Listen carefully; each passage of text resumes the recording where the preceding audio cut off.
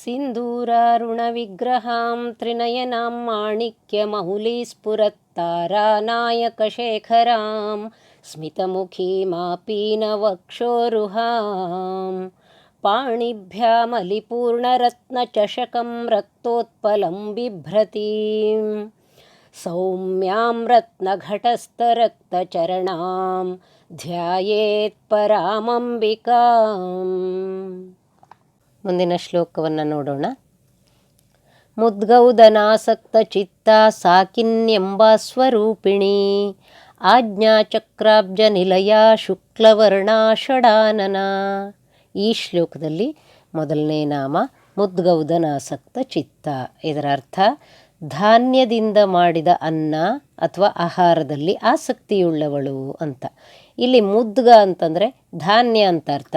ಈ ಧಾನ್ಯದಿಂದ ಮಾಡಿದಂಥ ಅನ್ನ ಅಂತಂದರೆ ಕಿಚಡಿ, ಬಿಸಿಬೇಳೆಭಾತು, ತೋವೆ ಇಂಥದ್ದೆಲ್ಲ ಬರುವಂಥದ್ದು. ಅಥವಾ ಅಕ್ಕಿ ಬೇಳೆ ಸೇರಿಸಿ ಮಾಡುವಂತಹ ಸಿಹಿ ಪದಾರ್ಥವೂ ಆಗ್ಬೋದು, ಪಾಯಸವೂ ಆಗ್ಬೋದು. ಹಾಗೂ ಉದ್ದಿನಬೇಳೆ ಅಕ್ಕಿಯನ್ನು ಸೇರಿಸಿ ಮಾಡುವಂಥ ಯಾವ ಪದಾರ್ಥವೂ ಕೂಡ ಆಗಬಹುದು.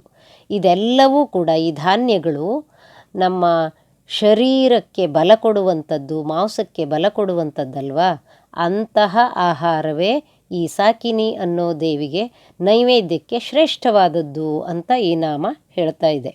ಒಟ್ಟಿನಲ್ಲಿ ಈ ನೈವೇದ್ಯದ ಹೆಸರಿನಲ್ಲಿ ನಾವು ಪ್ರಸಾದವನ್ನು ಸ್ವೀಕರಿಸ್ತೀವಲ್ವಾ, ಆ ರೀತಿ ಈ ಧಾನ್ಯದಿಂದ ಮಾಡಿದಂತಹ ಪದಾರ್ಥಗಳು ನಮ್ಮ ಶರೀರಕ್ಕೆ ಪುಷ್ಟಿಯನ್ನೀಯುವಂಥದ್ದು ಅನ್ನೋ ಅರ್ಥದಲ್ಲಿ ಈ ನಾಮಗಳು ತೆರೆದುಕೊಳ್ತಾ ಇವೆ. ಮುಂದಿನ ನಾಮ ಸಾಕಿನ್ಯಂಬ ಸ್ವರೂಪಿಣಿ. ಸಾಕಿನಿ ಮಾತೆಯ ಸ್ವರೂಪದಲ್ಲಿರುವವಳು ಅಂತ ಈ ನಾಮದ ಅರ್ಥ. ಈ ಹಿಂದಿನ 7 ನಾಮಗಳಿಂದ ಈ ಮೂಲಾಧಾರದ ಶಕ್ತಿದೇವಿಯಾದ ಸಾಕಿನಿ ಮಾತೆಯ ಸ್ವರೂಪವನ್ನು ವರ್ಣಿಸಲಾಯಿತು. ಇದನ್ನು ಗಮನಿಸಬೇಕು.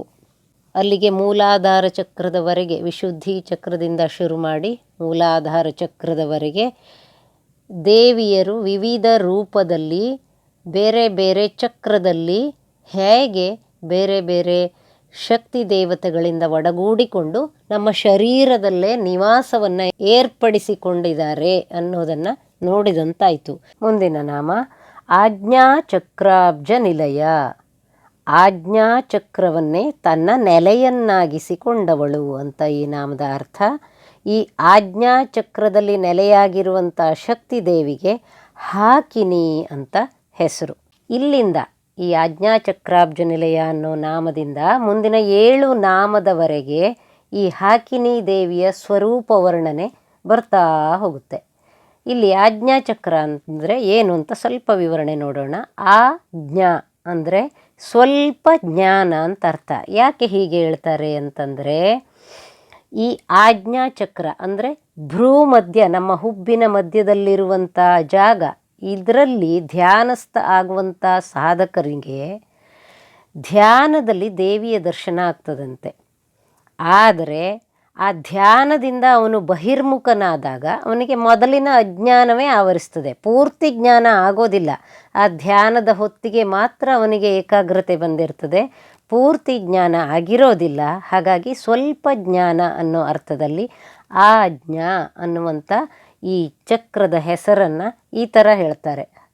ಈ ಆಜ್ಞಾಚಕ್ರದಲ್ಲಿ ನೆಲೆಸಿರುವಂಥ ದೇವಿಗೆ ಹಾಕಿನಿ ದೇವಿ ಅಂತ ಹೆಸರು. ಈ ಹಾಕಿನಿ ದೇವಿ ಮುಂದಿನ ನಾಮದಲ್ಲಿ ವರ್ಣಿತವಾಗೋದು ಹೇಗೆ ಅಂತಂದರೆ ಶುಕ್ಲವರ್ಣ.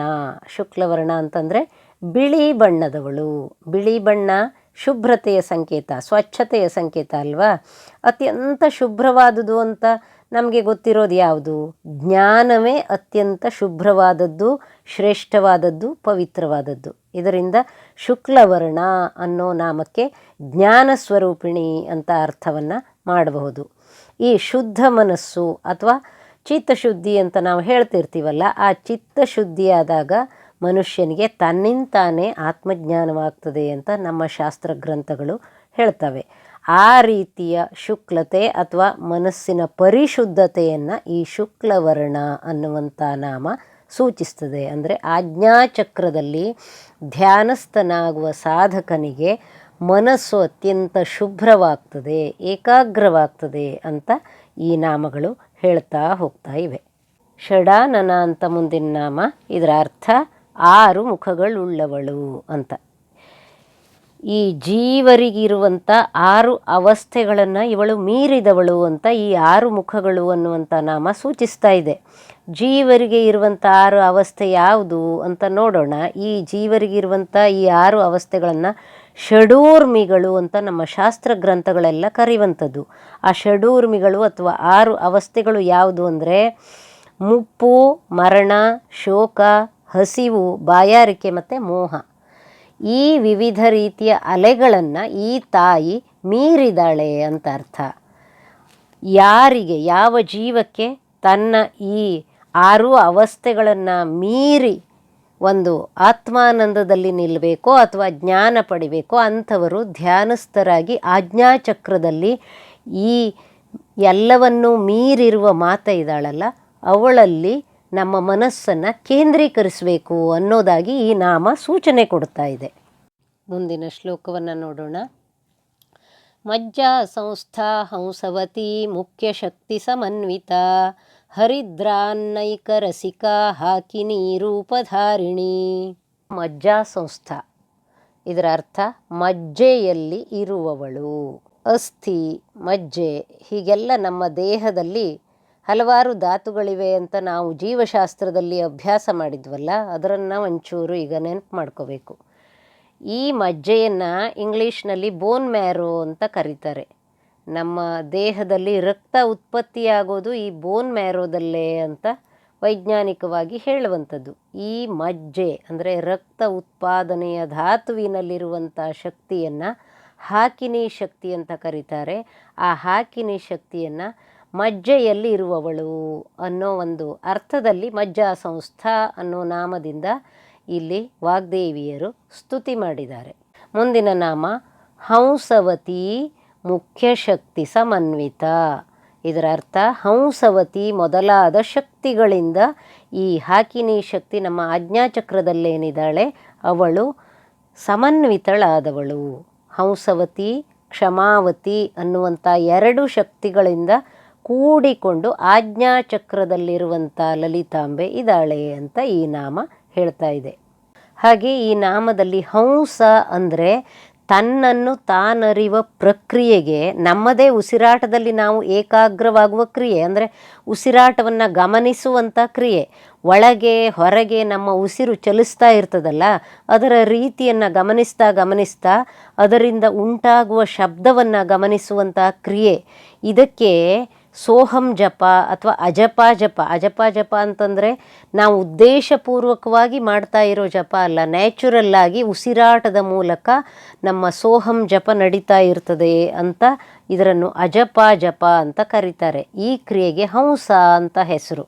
ಹಾಗಾಗಿ ಹಂಸ ಅಥವಾ ಸೋಹಂ ಜಪ, ಈ ಪ್ರಾಣಶಕ್ತಿಯ ಅಜಪವನ್ನು ನಡೆಸುವವಳು ಈ ಆಜ್ಞಾಚಕ್ರದಲ್ಲಿರುವಂಥ ಹಂಸವತಿ ಅನ್ನುವಂಥ ಶಕ್ತಿ ಅನ್ನೋದಾಗಿ ಇಲ್ಲಿ ಹಂಸವತಿ ಮುಖ್ಯ ಶಕ್ತಿ ಸಮನ್ವಿತ ಅನ್ನೋ ನಾಮ ಹೇಳ್ತಾ ಇದೆ. ಇದರ ಜೊತೆಗೆ ಕ್ಷಮಾವತಿ ಅನ್ನೋ ಇನ್ನೊಂದು ಶಕ್ತಿಯೂ ಕೂಡ ಇಲ್ಲಿ ಹಂಸವತಿಯ ಜೊತೆಗೆ ಕೂಡ್ಕೊಂಡಿದೆ ಅಂತ ಈ ನಾಮ ಹೇಳುವಂಥದ್ದು. ಇದರ ಅರ್ಥ ಏನು ಅಂತಂದರೆ, ಯಾರಿಗೆ ವಿಶುದ್ಧಿ ಚಕ್ರವನ್ನು ದಾಟಿ ಆಜ್ಞಾಚಕ್ರದಲ್ಲಿ ಮನಸ್ಸು ನೆಲೆಯಾಗಲಿಕ್ಕೆ ಶುರುವಾಯಿತೋ ಅಂಥವರಿಗೆ ಈ ಕ್ಷಮಾಗುಣ ಅನ್ನುವಂಥದ್ದು, ಕ್ಷಮೆ ಮಾಡುವಂಥದ್ದು ಸಹಜವಾಗಿ ಮೈಗೂಡಿರ್ತದೆ. ಹಾಗಾಗಿ ಕ್ಷಮಾವತಿ ಅನ್ನೋ ಶಕ್ತಿ ಈ ಆಜ್ಞಾಚಕ್ರದಲ್ಲಿ ನೆಲೆಸಿದಾಳೆ ಅಂತ ಒಂದು ಸಾಂಕೇತಿಕವಾಗಿ ಹೇಳುವಂಥ ವಿಷಯ ಇದು. ಹಾಗೆ ಈ ಭ್ರೂ ಮಧ್ಯದಲ್ಲಿರುವಂಥ ಆಜ್ಞಾಚಕ್ರದಲ್ಲಿ ಹಮ್ ಮತ್ತು ಕ್ಷಮ್ ಎಂಬ 2 ಬೀಜಾಕ್ಷರಗಳು ನಿವೇಶಿತಗೊಂಡಿವೆ. ಅಂದರೆ ಹಕಾರ ಮತ್ತು ಕ್ಷಕಾರ ಅಕ್ಷರಮಾಲೆಯಲ್ಲಿ ಬರುವಂಥ 2 ಶಕ್ತಿಗಳು ನಿವೇಶಿತಗೊಂಡಿವೆ. ಹಕಾರ ಅಂತಂದರೆ ಹಂಸವತಿ ಮತ್ತು ಕ್ಷಕಾರ ಅಂದರೆ ಕ್ಷಮಾವತಿ ಅನ್ನೋ ಹೆಸರುಗಳಿಂದ ಸೂಚಿಸಲಾಗಿದೆ. ಮುಂದಿನ ನಾಮ ಹರಿದ್ರಾನ್ನೈಕ ರಸಿಕ. ಇದರ ಅರ್ಥ ಅರಿಶಿನದ ಅನ್ನ ಪ್ರಿಯವಾದವಳು, ಅರಿಶಿನದ ಆಹಾರ ಪ್ರಿಯಳಾದವಳು. ಅರಿಶಿನದ ಅನ್ನ ಅಥವಾ ಆಹಾರ ಅಂತಂದರೆ ಚಿತ್ರಾನ್ನ, ಪುಳಿಯೋಗರೆ, ಕೇಸರಿಬಾತು, ಶಿರಾ ಇವೆಲ್ಲ ಕೂಡ ಬರ್ತದೆ. ಅಂದರೆ ಮನುಷ್ಯನ ದೇಹಕ್ಕೆ ಈ ಪದಾರ್ಥಗಳೆಲ್ಲವೂ ಕೂಡ ಒಂದು ನಿಯತ ಪ್ರಮಾಣದಲ್ಲಿ ಸೇವಿಸಿದಾಗ ಅದು ಆರೋಗ್ಯವನ್ನು ಬಲವನ್ನು ವರ್ಧನೆ ಮಾಡುವಂಥದ್ದಲ್ವಾ. ಹಾಗಾಗಿ ಹರಿದ್ರಾನ್ನೈಕ ರಸಿಕ ಅನ್ನುವಂಥ ನಾಮ ಬಂದಿದೆ. ಇನ್ನು ಅರಿಶಿಣವನ್ನು ಸರಿಯಾಗಿ ವಿಚಾರಿಸಿ ನೋಡೋದಾದರೆ ಇದರಂಥ ಆ್ಯಂಟಿಬಯೋಟಿಕ್ ವಸ್ತು ಇನ್ನೊಂದಿಲ್ಲ ಅಲ್ವಾ. ರೋಗಾಣುಗಳನ್ನು ಕೊಲ್ಲುವಂಥ ಶಕ್ತಿ ಉಳ್ಳದ್ದು, ಚರ್ಮ ರೋಗಗಳನ್ನು ತಡೆಯುವಂಥದ್ದು, ಅರಿಶಿಣ ಕ್ಯಾನ್ಸರ್ ನಿರೋಧಕ, ಸೌಂದರ್ಯವರ್ಧಕ ಮತ್ತು ಇನ್ನೂ ಬಹಳಷ್ಟು ಔಷಧೀಯ ಹಾಗೂ ಆರೋಗ್ಯಕರ ಗುಣಗಳು ಈ ಅರಿಶಿಣಕ್ಕಿವೆ. ಈ ಸಾಮಾನ್ಯವಾದ ಥಂಡಿ ಮತ್ತು ಕೆಮ್ಮು ಇಂಥದ್ದೆಲ್ಲ ಅರಿಶಿಣದಿಂದ ಕಡಿಮೆ ಆಗುವಂಥದ್ದು, ಇದೆಲ್ಲವೂ ಸಾಮಾನ್ಯವಾಗಿ ಎಲ್ಲರಿಗೂ ಗೊತ್ತು. ಹಾಗಾಗಿ ಈ ಹರಿದ್ರಾನ್ನ ಪ್ರಿಯಳು ಅಂತ ಈ ದೇವಿಯನ್ನು ಇಲ್ಲಿ ಸ್ತುತಿಸೋ ಕಾರಣ ಅಂತಂದರೆ, ದೇವಿಯ ಹೆಸರಿನಲ್ಲಿ ಅಥವಾ ದೇವಿಗೆ ಸಮರ್ಪಣೆ ಮಾಡಿ ನಾವು ಸೇವಿಸುವಂಥ ಈ ಆಹಾರಗಳೆಲ್ಲ ನಮ್ಮ ಶರೀರದ ಬಲವರ್ಧನೆಗೆ, ಶರೀರದ ಪುಷ್ಟಿಗೆ ಹೇಗೆ ಸಹಾಯಕವಾಗ್ತವೆ ಅನ್ನೋದನ್ನು ಇಲ್ಲಿ ಈ ನಾಮಗಳು ಹೇಳ್ತಾ ಹೋಗ್ತಾ ಇವೆ. ಮುಂದಿನ ನಾಮ ಹಾಕಿನಿ ರೂಪಧಾರಿಣಿ. ಹಾಕಿನಿ ಎನ್ನುವ ಶಕ್ತಿ ದೇವತೆಯ ರೂಪದಲ್ಲಿ ಇರುವವಳು ಅಂತ ಈ ನಾಮ ಹೇಳ್ತಾ ಇದೆ. ಅಂದರೆ ಆಜ್ಞಾಚಕ್ರ ಭ್ರೂಮಧ್ಯದಲ್ಲಿ ನೆಲೆಸಿರುವಂಥ ಈ ದೇವಿಯ ಸ್ವರೂಪವನ್ನು ನಾವು ಹಾಕಿನಿ ಅಂತ ಇಲ್ಲಿ ಸ್ತುತಿ ಮಾಡ್ತಾ ಇದ್ದೀವಿ. ಈ ಆಜ್ಞಾಚಕ್ರಾಬ್ಜ ನಿಲಯ ಅನ್ನೋ ನಾಮದಿಂದ ಹಿಡಿದು ಈ ಹಾಕಿನಿ ರೂಪಧಾರಿಣಿ ಅನ್ನೋ ನಾಮದವರೆಗೆ ಆಜ್ಞಾಚಕ್ರದಲ್ಲಿ ನೆಲೆಸಿರುವಂತಹ ಲಲಿತಾಂಬಿಕೆಯ ಮತ್ತೆರಡು ಸ್ವರೂಪವನ್ನು, ಅಂದರೆ ಹಂಸವತಿ, ಕ್ಷಮಾವತಿ ಇದೆಲ್ಲ ನೋಡಿದ್ವಲ್ಲ, ಈ ಸ್ವರೂಪವನ್ನು ನೋಡಿದಂತಾಯಿತು. ಒಟ್ಟಿನಲ್ಲಿ ಆಜ್ಞಾಚಕ್ರದಲ್ಲಿ ಲಲಿತಾಂಬಿಕೆ ಯಾವ ರೀತಿ ನೆಲೆಸಿದಾಳೆ ಅನ್ನೋದನ್ನು ಈ ನಾಮಗಳು ವರ್ಣಿಸ್ತಾ ಇವೆ. ಮುಂದಿನ ಶ್ಲೋಕ: ಸಹಸ್ರದಲ ಪದ್ಮಸ್ಥ ಸರ್ವವರ್ಣೋಪಶೋಭಿತ ಸರ್ವಾಯುಧಧರ ಶುಕ್ಲ ಸಂಸ್ಥಿತ ಸರ್ವತೋಮುಖಿ. ಈ ಶ್ಲೋಕದಲ್ಲಿ ಮೊದಲನೇ ನಾಮ ಸಹಸ್ರದಳ ಪದ್ಮಸ್ಥ. ಇದರ ಅರ್ಥ ಸಹಸ್ರದಳ ಪದ್ಮದಲ್ಲಿ ನೆಲೆಸಿರುವವಳು ಅಂತ. ಸಹಸ್ರಾರ ಅಂತಂದರೆ ನಮಗೆಲ್ಲ ಗೊತ್ತಿದ್ದಂಗೆ ನಡುನೆತ್ತಿಯ ಭಾಗ, ಇದನ್ನು ಬ್ರಹ್ಮರಂಧ್ರ ಅಂತಲೂ ಕರೀತಾರೆ. ಇದು ಶಿವಸ್ಥಾನ ಅಂತ ಯೋಗಶಾಸ್ತ್ರ ತಂತ್ರಶಾಸ್ತ್ರಗಳೆಲ್ಲ ಹೇಳಿರುವಂಥದ್ದು. ಅಂದರೆ ಶಿವ ಇಲ್ಲಿ ನಮ್ಮ ನಡುನೆತ್ತಿಯ ಭಾಗದಲ್ಲಿ ನೆಲೆಸಿದ್ದಾನೆ ಅಂತ ಈ ಶಾಸ್ತ್ರಗಳ ವಿವರಣೆ. ಈ ಸಹಸ್ರಾರ ಚಕ್ರವನ್ನು ಚಂದ್ರಮಂಡಲ ಅಂತಲೂ ಕರೀತಾರೆ. ಈ ಚಂದ್ರಮಂಡಲದಲ್ಲಿ ಶಕ್ತಿ ಮಾತೆ ಯಾಕಿನಿ ಅನ್ನೋ ಹೆಸರಿನಲ್ಲಿ ನೆಲೆಸಿದಾಳೆ ಅಂತ ವಿವರಣೆ ಮುಂದೆ ಬರ್ತಾ ಹೋಗ್ತದೆ.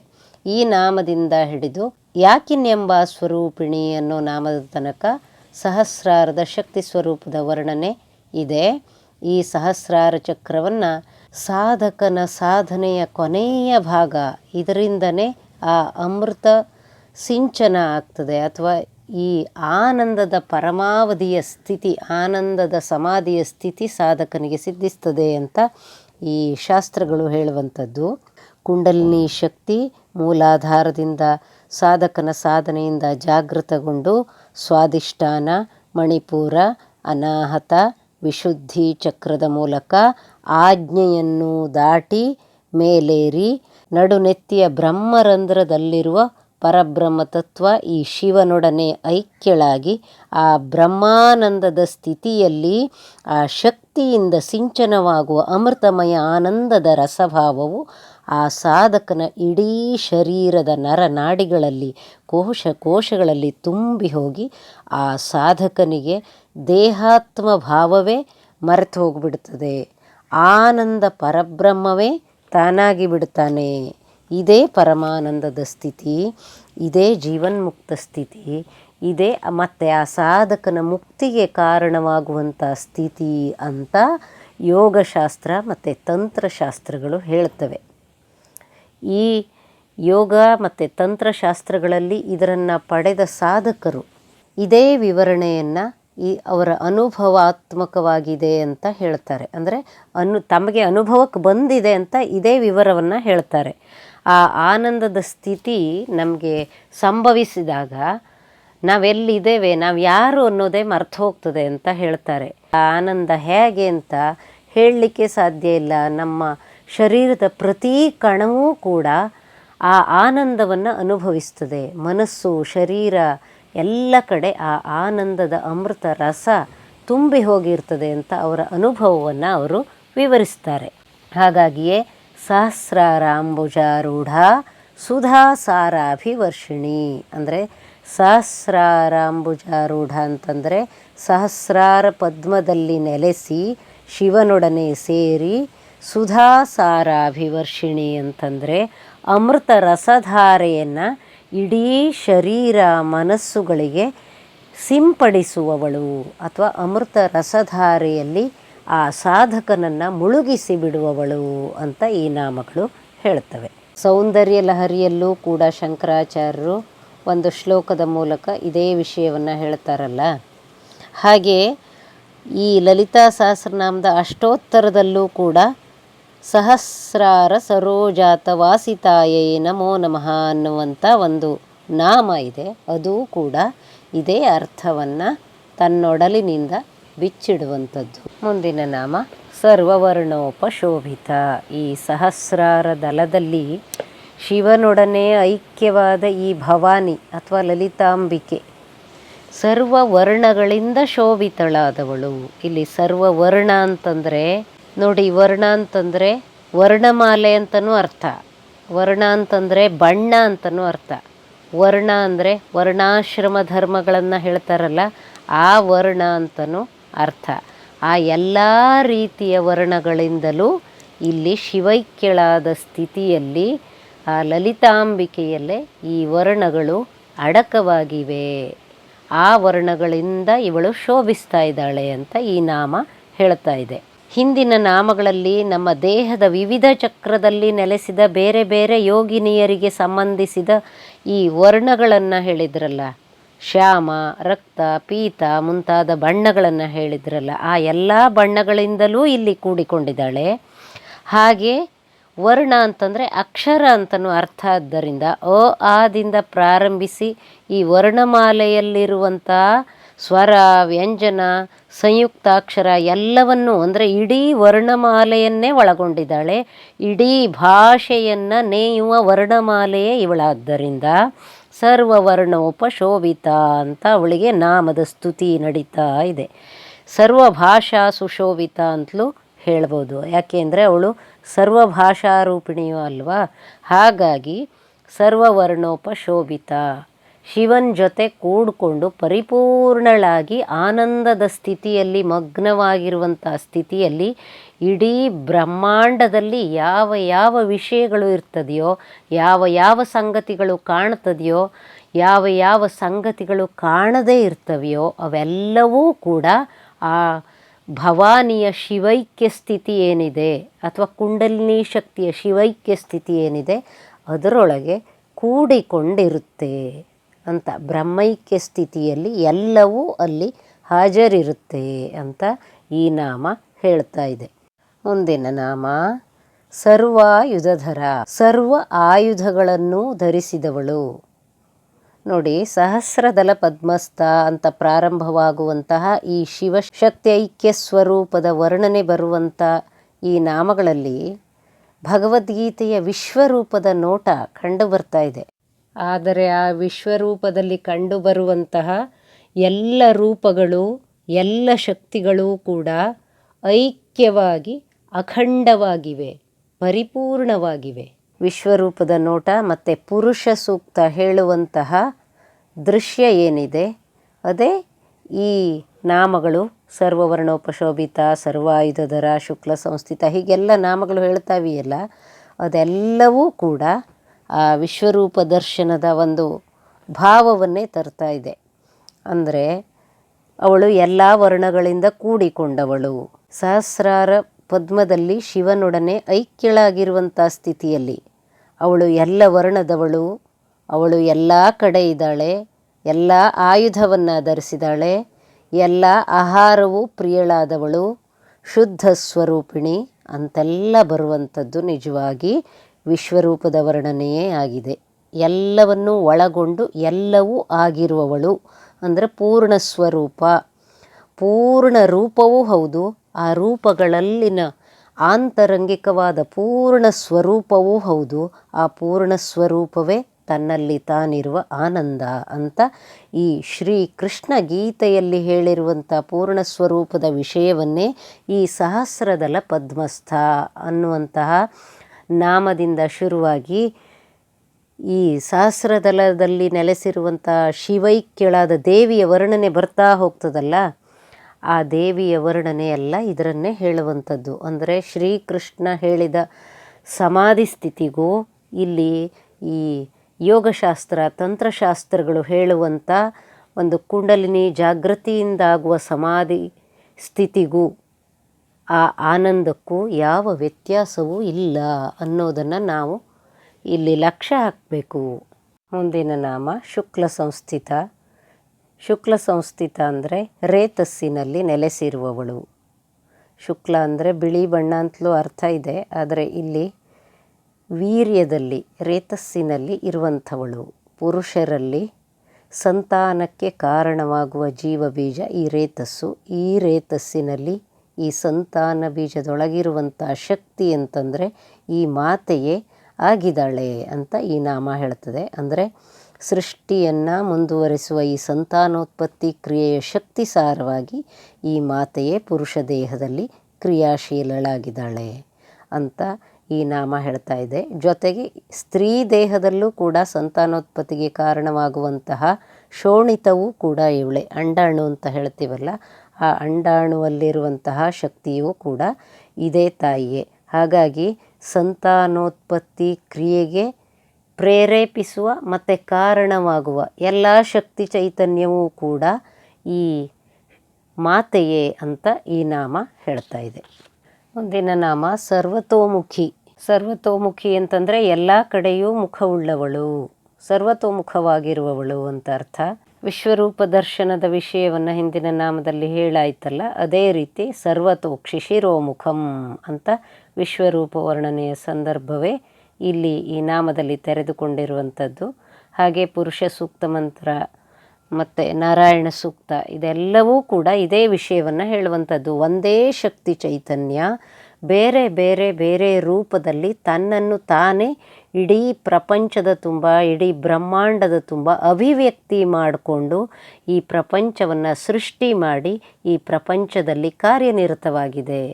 ಕೊನೆಗೆ ಇದೇ ಶಕ್ತಿಯೇ ತನ್ನ ಅಭಿವ್ಯಕ್ತಿಯ ಆ ರೂಪಗಳನ್ನು, ಉಪಾಧಿಗಳನ್ನು ತನ್ನಲ್ಲೇ ಉಪಸಂಹಾರ ಮಾಡಿಕೊಳ್ತದೆ ಅಂತ ಒಟ್ಟು ಸಾರಾಂಶ. ಹಾಗಾಗಿ ಇದೇ ಅರ್ಥವನ್ನು ಈ ನಾಮಗಳು ಬಿಚ್ಚಿಡ್ತಾ ಇವೆ. ಮುಂದಿನ ಶ್ಲೋಕ. ಸರ್ವೌದನ ಪ್ರೀತ ಚಿತ್ತಾಯ ಕಿನ್ಯಂಬಾ ಸ್ವರೂಪಿಣಿ ಸ್ವಾಹ ಸ್ವಧಾಮತಿರ್ಮೇಧಾ ಶ್ರುತಿ ಸ್ಮೃತಿರನುತ್ತಮ. ಮುಂದಿನ ನಾಮವೂ ಕೂಡ ಇದೇ ರೀತಿ ಇದೆ. ಸರ್ವೌದನ ಪ್ರೀತ ಚಿತ್ತ, ಎಲ್ಲ ತರಹದ ಅನ್ನದಲ್ಲೂ ಪ್ರೀತಿಯುಳ್ಳವಳು, ಎಲ್ಲ ಆಹಾರದಲ್ಲೂ ಪ್ರೀತಿಯುಳ್ಳವಳು. ಅಂದರೆ ಯಾವ ಮನುಷ್ಯನಿಗೆ ತನ್ನ ನಿಜ ಸ್ಥಿತಿ ಗೊತ್ತಾಗಿದೆಯೋ ಅಥವಾ ಆ ಸಮಾಧಿ ಸಿದ್ಧಿಸಿದೆಯೋ, ತಾನು ಯಾರು ಅಂತ ಗೊತ್ತಾಗಿದೆಯೋ ಅಂಥವನಿಗೆ ಎಲ್ಲ ತರಹದ ಮಡಿ ಮೈಲಿಗೆ ಅನ್ನುವಂಥದ್ದು ಬಿದ್ದು ಹೋಗ್ತದೆ ಅಂತ ಈ ನಾಮಗಳು ಒಳಗಿಂದ ಹೇಳುವಂಥದ್ದು. ಯಾರು ಸಿದ್ಧಪುರುಷರೋ, ಯಾರು ಅವಧೂತರೋ ಅಂಥವರ ಸ್ಥಿತಿಯನ್ನು ನಾವು ಒಂದ್ಸಲ ಯೋಚನೆ ಮಾಡಿಕೊಂಡ್ರೆ ಈ ನಾಮಗಳು ಏನನ್ನು ಹೇಳ್ತಾ ಇವೆ? ಯಾವ ಮಡಿ ಮೈಲಿಗೆ, ಯಾವ ಒಂದು ಮಿತಿಗಳೇ ಇಲ್ಲದಂತಹ, ಅಂದರೆ ಯಾವ ಒಂದು ರೀತಿ ನೀತಿಗೂ ಯಾವ ಚೌಕಟ್ಟಿಗೂ ಒಳಗಾಗದೆ ವ್ಯವಹರಿಸುವಂಥ ಈ ಸಿದ್ಧಪುರುಷರನ್ನು ನಾವು ಕಾಣ್ತೀವಲ್ವ, ಈ ಅವಧೂತರು ಅಂತೆಲ್ಲ ಹೇಳ್ತೀವಲ್ವ, ಆ ಸ್ಥಿತಿ ಈ ರೀತಿಯ ಸಮಾಧಿ ಸ್ಥಿತಿಯಿಂದ ಮನುಷ್ಯನಿಗೆ ಪ್ರಾಪ್ತವಾಗ್ತದೆ. ಅದು ಪರಮಾನಂದದ ಸ್ಥಿತಿ. ಆ ಸ್ಥಿತಿಯನ್ನು ಪಡೆದ ಮನುಷ್ಯ ಮತ್ತೆ ಈ ರೀತಿ ಸಾಮಾನ್ಯರಂತೆ ಬದುಕೋದಿಲ್ಲ.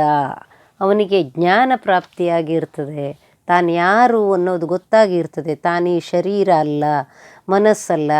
ಹಾಗಾಗಿ ಈ ಪ್ರಪಂಚದ ಯಾವ ರೀತಿ ನೀತಿಗಳಿಗೆ ತಾನು ಹೊಂದ್ಕೊಳ್ಬೇಕಾದದ್ದು ಏನೂ ಇಲ್ಲ. ತನ್ನ ಒಂದು ಆಂತರಂಗಿಕ ಸ್ಥಿತಿ ಬೇರೆಯೇ ಇದೆ ಅಂತ ಅವನಿಗೆ ಪಕ್ಕಾ ಗೊತ್ತಾಗಿರ್ತದೆ. ಅಂಥ ಆನಂದವನ್ನು ಅನುಭವಿಸಿದವನು, ಅಂಥ ಆ ಶಿವೈಕ್ಯ ಸ್ಥಿತಿಯನ್ನು ಅನುಭವಿಸಿದವನು ಮತ್ತೆ ಅವನು ಇಲ್ಲಿ ಹುಟ್ಟೋದಿಲ್ಲ. ಹಾಗಾಗಿ ಪಾಪ ಪುಣ್ಯ ರೀತಿ ನೀತಿ ಯಾವ ದ್ವಂದ್ವಗಳು ಅವನಿಗಿರೋದಿಲ್ಲ. ಅವನಿಗೆ ಏನು ಮಾಡಬೇಕು ಅಂತ ಅನ್ನಿಸ್ತದೋ ಅವನು ನಿರಾಳವಾಗಿ ಮಾಡ್ಕೊಂಡು ಹೋಗ್ತಾನೆ. ಆ ಸ್ಥಿತಿಯನ್ನು ಈ ನಾಮಗಳಿಂದ ವಾಗ್ದೇವಿಯರು ಇಲ್ಲಿ ಬಿಚ್ಚಿಡ್ತಾ ಇದ್ದಾರೆ. ನೋಡಿ, ಸರ್ವತೋಮುಖಿ ಅಂತಂದರು, ಸರ್ವೌದನ ಪ್ರೀತಚಿತ್ತ ಅಂತಂದರು, ಸರ್ವಾಯುಧಧರ ಅಂತಂದರು, ಸರ್ವವರ್ಣೋಪಶೋಭಿತ ಅಂತಂದರು. ಇದನ್ನು ಯಾವಾಗ ಹೇಳ್ತಾರೆ ಅಂದರೆ ಸಹಸ್ರದಲ ಪದ್ಮಸ್ಥ ಅನ್ನುವಂತಹ ಮೂಲ ನಾಮವನ್ನು ಇಟ್ಕೊಂಡು ಈ ನಾಮಗಳನ್ನು ಹೇಳ್ತಾ ಹೋಗ್ತಾರೆ. ಅಂದರೆ ಯಾವ ಸಾಧಕನಿಗೆ ಪರಮಾನಂದದ ಸಮಾಧಿ ಉಂಟಾಗಿದೆಯೋ ಅವನ ಮನಸ್ಥಿತಿ ಈ ರೀತಿಯಾಗ್ತದೆ. ಅವನು ಈ ಪ್ರಪಂಚದ ಯಾವ ಚೌಕಟ್ಟಿಗೂ ಒಳಗಾಗಿರೋದಿಲ್ಲ ಅನ್ನೋದನ್ನು ಹೇಳಲಿಕ್ಕೆ ಈ ನಾಮಗಳೆಲ್ಲ ಬಂದಿದೆ. ಹಾಗೆ ಈ ಸರ್ವೌದನ ಪ್ರೀತಚಿತ್ತ ಅನ್ನೋ ನಾಮದ ಸ್ವಲ್ಪ ವಿವರಣೆ ನೋಡೋದಾದರೆ, ಎಲ್ಲ ರೀತಿಯ ಅನ್ನದಲ್ಲೂ ಪ್ರೀತಿಯುಳ್ಳವಳು, ಎಲ್ಲ ತರಹದ ಆಹಾರದಲ್ಲೂ ಪ್ರೀತಿಯುಳ್ಳವಳು. ಈ ಮೊದಲಿನ ನಾಮದಲ್ಲಿ ನಾವೇನು ನೋಡಿದ್ವಿ, ಆಜ್ಞಾಚಕ್ರದಿಂದ ಹಿಡಿದು ಉಳಿದ ಆ 5 ಚಕ್ರಗಳಿದೆಯಲ್ಲ ಅದರಲ್ಲೆಲ್ಲ ನೆಲೆಸಿದಂಥ ಆ ಶಕ್ತಿ ಮಾತೆಗೆ ಬೇರೆ ಬೇರೆ ರೀತಿಯ ಅನ್ನಗಳು ಪ್ರೀತಿ ಅಂತ ಹೇಳ್ತಾ ಬಂದಿದ್ವಿ ಅಲ್ವಾ. ಈಗ ಎಲ್ಲ ರೀತಿಯ ಅನ್ನಗಳು ಪ್ರೀತಿ ಅಂದರೆ ಈಗ ಯಾವುದೇ ಒಂದು ಅಥವಾ ಯಾವುದೇ ಪರ್ಟಿಕ್ಯುಲರ್ ಆಗಿ ಯಾವುದೇ ಒಂದು ರೀತಿಯ ಆಹಾರ ಅಂತಿಲ್ಲ, ಎಲ್ಲವೂ ಪ್ರೀತಿ. ಯಾವುದನ್ನು ಕೊಟ್ಟರೂ ಸ್ವೀಕರಿಸ್ತಾಳೆ. ಒಟ್ಟಿನಲ್ಲಿ ಭಕ್ತಿ ಭಾವ ಅವಳಿಗೆ ಬೇಕಾದದ್ದು. ಅರ್ಪಣೆಯ ಮಾಡುವಂಥವರ ಮನೋಭಾವ ಹೇಗಿದೆ ಅಂತ ನೋಡ್ತಾಳೆ ಅಷ್ಟೇ ಅಂತ ಹೇಳುವಂಥದ್ದು ಭಗವತ್ ಸ್ಥಿತಿ ಅಲ್ವಾ, ಪೂರ್ಣ ಸ್ಥಿತಿ. ಆ ಪೂರ್ಣ ಸ್ಥಿತಿಯನ್ನು ಈ ನಾಮಗಳಲ್ಲಿ ಹೇಳ್ತಾ ಇದ್ದಾರೆ. ಒಟ್ಟಿನಲ್ಲಿ ಪಾಕಶಾಸ್ತ್ರದಲ್ಲಿ ಹೇಳುವಂತಹ ಯಾವ ಆಹಾರಗಳು ಜೀವ ಪೋಷಣೆಯನ್ನು ಮಾಡಿ ದೇಹದ ಬಲವರ್ಧನೆಯನ್ನು ಮಾಡುವುದರ ಜೊತೆಗೆ ಸಾತ್ವಿಕ ಬುದ್ಧಿಯನ್ನು ನಮ್ಮಲ್ಲಿ ಉಂಟು ಮಾಡ್ತದೆಯೋ ಅದೆಲ್ಲವೂ ಕೂಡ ಆಕೆಗೆ ಪ್ರಿಯವೇ ಅಂತ ಹೇಳುವಂಥದ್ದು. ಇದನ್ನು ಗೀತೆಯಲ್ಲಿ ಕೃಷ್ಣ ಹೇಳ್ತಾನೆ, ಯುಕ್ತಾಹಾರ ವಿಹಾರಸ್ಯ ಅಂತ. ನಾಲಿಗೆಗೂ ದೇಹ ಮನಕ್ಕೂ ಹಿತವಾದ ಸಾತ್ವಿಕ ಬುದ್ಧಿಯನ್ನುಂಟು ಮಾಡುವ ಆಹಾರ ಅಂತ ಇದರ ಅರ್ಥ. ಇನ್ನೂ ಒಂದು ಅರ್ಥ ಇದೆ ಸರ್ವೌದನ ಪ್ರೀತಚಿತ್ತ ಅನ್ನುವಂಥ ನಾಮಕ್ಕೆ. ಪ್ರಳಯ ಕಾಲದಲ್ಲಿ ಅವಳು ಇಡೀ ಜಗತ್ತನ್ನೇ ನುಂಗಿ ಬಿಡ್ತಾಳಲ್ವಾ, ಹಾಗೆ ನುಂಗೋದ್ರಿಂದ ಕಾಲಸ್ವರೂಪಿಣಿ ಅಂತಾಯಿತು. ಈ ಶಕ್ತಿಯನ್ನು ಕಾಲಸ್ವರೂಪಿಣಿ ಸ್ವರೂಪದಲ್ಲಿ ಇವಳು ಎಲ್ಲವನ್ನು ನುಂಗಿ ಬಿಡ್ತಾಳೆ. ಯಾವುದು ಇವಳಿಗೆ ವರ್ಜ್ಯ ಅಲ್ಲ. ಇಡೀ ಪ್ರಪಂಚದಲ್ಲಿ ತಾನೇ ಸೃಷ್ಟಿ ಮಾಡಿದ ಎಲ್ಲ ವಸ್ತುಗಳನ್ನು ಲಯ ಕಾಲದಲ್ಲಿ ಇವಳು ನುಂಗಿ ಹಾಕ್ತಾಳೆ ಅನ್ನೋದನ್ನು ಕೂಡ ಈ ನಾಮ ಹೇಳ್ತಾ ಇದೆ. ಯಾಕಿನ್ಯೆಂಬ ಸ್ವರೂಪಿಣಿ, ಯಾಕಿನಿ ಸ್ವರೂಪದಲ್ಲಿ ಇರುವವಳು ಅಂತ ಇದರ ಅರ್ಥ. ಅಂದರೆ ಸಹಸ್ರದಲ ಪದ್ಮದಲ್ಲಿ ಯಾಕಿನಿ ದೇವಿಯ ಸ್ವರೂಪವಾಗಿ ಇರ್ತಾಳೆ ಅಂತ ಈ ನಾಮದ ಅರ್ಥ. ಸಹಸ್ರದಲ ಪದ್ಮದಿಂದ ಹಿಡಿದು ಈ ಯಾಕಿನ್ಯೆಂಬ ಸ್ವರೂಪಿಣಿ ಅನ್ನೋ ನಾಮದವರೆಗೂ ಕೂಡ ಈ ಸಹಸ್ರದಳದಲ್ಲಿರುವ ಯಾಕಿನಿ ಅನ್ನುವ ಶ್ರೀಮಾತೆಯ ಸ್ವರೂಪ ವರ್ಣಿತವಾಗಿದೆ. ವಿಶುದ್ಧಿ ಚಕ್ರ ನಿಲಯ ಅನ್ನೋ ನಾಮದಿಂದ ಶುರು ಮಾಡಿ ಯಾಕಿನ್ಯೆಂಬ ಸ್ವರೂಪಿಣಿ ಅನ್ನೋ ನಾಮದವರೆಗೆ ಈ ಪಿಂಡಾಂಡ ಅಂತಂದರೆ ನಮ್ಮ ದೇಹ, ಈ ದೇಹದ ಯಾವ ಯಾವ ಭಾಗಗಳಲ್ಲಿ ಯಾವ ರೀತಿ ಈ ಆದಿಶಕ್ತಿ ನೆಲೆಸಿ ಇನ್ನೂ ಅನೇಕ ವಿಧವಾದ ಶಕ್ತಿಯನ್ನು ಕೂಡಿಕೊಂಡು ಇಡೀ ದೇಹವನ್ನು ಈ ಆದಿಶಕ್ತಿ ಹೇಗೆ ನಡೆಸ್ತಿದ್ದಾಳೆ ಅನ್ನೋದನ್ನು ತೀರಾ ಸ್ಪಷ್ಟವಾಗಿ ವಶಿನ್ಯಾದಿ ವಾಗ್ದೇವತೆಯರು ಈ ನಾಮಗಳಲ್ಲಿ ಅತ್ಯಂತ ಸಾಂಕೇತಿಕವಾಗಿ ಮತ್ತು ಧ್ವನಿಪೂರ್ಣವಾಗಿ ತಂದಿದ್ದಾರೆ. ಈ ಚಕ್ರಗಳೆಂಬ ಶಕ್ತಿ ಕೇಂದ್ರಗಳು ನಮ್ಮ ದೇಹದಲ್ಲಿ ಈ ಸಪ್ತ ಚಕ್ರಗಳಿವೆ ಅಂತ ಹೇಳ್ತೀವಲ್ಲ, 6 ಚಕ್ರ ಅಂತಲೂ ಹೇಳ್ತಾರೆ, 7 ಚಕ್ರ ಅಂತಲೂ ಹೇಳ್ತಾರೆ, ಸಹಸ್ರಾರವನ್ನು ಕೂಡಿಸ್ಕೊಂಡು. ಆ ಚಕ್ರಗಳಿಗೆ ಪದ್ಮಗಳು ಅಂತಲೂ ಹೆಸರಿದೆ. ಒಟ್ಟಿನಲ್ಲಿ ಶಕ್ತಿ ಕೇಂದ್ರಗಳನ್ನು ಚಕ್ರಗಳು ಅಂತ ಕರೆಯುವಂಥದ್ದು. ಈ ಶಕ್ತಿ ಕೇಂದ್ರಗಳಲ್ಲಿ ಈ ಮಾತೆ ಶಕ್ತಿಯಾಗಿ ನೆಲೆಸಿ ಜೊತೆಗೆ ನಮ್ಮ ಮೂಳೆ, ಮಾಂಸ, ರಕ್ತ, ಮಜ್ಜೆ, ವೀರ್ಯಾದಿಗಳಲ್ಲೂ ನೆಲೆಸಿ ನಮ್ಮ ಇಡೀ ದೇಹವನ್ನು ತನ್ನ ವಿವಿಧ ರೀತಿಯ ಶಕ್ತಿ ಪ್ರಯೋಗ ಮತ್ತು ಪ್ರೇರಣೆಗೆ ಒಳಪಡಿಸಿ ನಡೆಸುವ ರಹಸ್ಯವನ್ನು ಈ ನಾಮದಲ್ಲಿ ವಶಿನ್ಯಾದಿ ವಾಗ್ದೇವಿಯರು ತಿಳಿಸಿಕೊಟ್ಟಿದ್ದಾರೆ.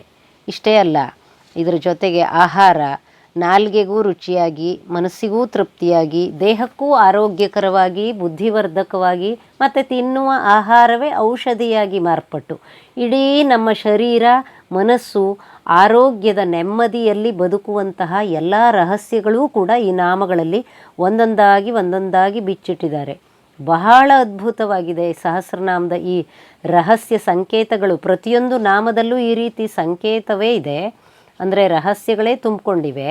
ಕೊನೆಗೆ ಈ ಸಹಸ್ರಾರ ದಲದ ವಿಷಯವನ್ನು ಹೇಳ್ತಾರಲ್ಲ, ಆಗಂತೂ ಆ ಸಾಧಕನಾದ ಮನುಷ್ಯ ಆಜ್ಞಾಚಕ್ರದ ಮೂಲಕ ಧ್ಯಾನಸ್ಥನಾಗಿ ತನ್ನ ಮನಃಶುದ್ಧಿಯಿಂದ ಈ ಕುಂಡಲಿನಿ ಶಕ್ತಿಯ ಜಾಗೃತೆಯಿಂದ ಸಹಸ್ರಾರದ ಬ್ರಹ್ಮರಂಧ್ರದಲ್ಲಿನ ಪರತತ್ವದೊಂದಿಗೆ ಐಕ್ಯನಾಗಿ ಜೀವನ್ಮುಕ್ತನಾಗಿ ಆನಂದಾಮೃತ ಸ್ವರೂಪನಾಗಿ ಜನ್ಮ ಮರಣ ಚಕ್ರದಿಂದ ಹೇಗೆ ಕಳಚಿಕೊಳ್ತಾನೆ ಅನ್ನೋದನ್ನೂ ಕೂಡ, ಅಂದರೆ ಮನುಷ್ಯ ಪೂರ್ಣತ್ವಕ್ಕೆ ಸೇರಿ ಹೋಗುವ ರಹಸ್ಯವನ್ನೂ ಕೂಡ ಇಲ್ಲಿ ವಶಿನ್ಯಾದಿ ವಾಗ್ದೇವಿಯರು ಈ ನಾಮಗಳಲ್ಲಿ ವಿಶೇಷವಾಗಿ ಈ ನಾಮಗಳನ್ನು ಯೋಗಿನಿ ನ್ಯಾಸ ಅಂತ ಹೇಳ್ತಾರೆ. ಅಂದರೆ ವಿಶುದ್ಧಿ ಚಕ್ರ ನಿಲಯ ಅನ್ನೋ ನಾಮದಿಂದ ಯಾಕಿನ್ಯಂಬ ಸ್ವರೂಪಿಣಿ ಅನ್ನೋ ನಾಮದವರೆಗೆ ಇದರನ್ನು ಯೋಗಿನಿ ನ್ಯಾಸ ಅಂತ ಕರೀತಾರೆ. ಈ ನಾಮಗಳಲ್ಲಿ ತುಂಬಿಸಿ ಇಟ್ಟಿದ್ದಾರೆ.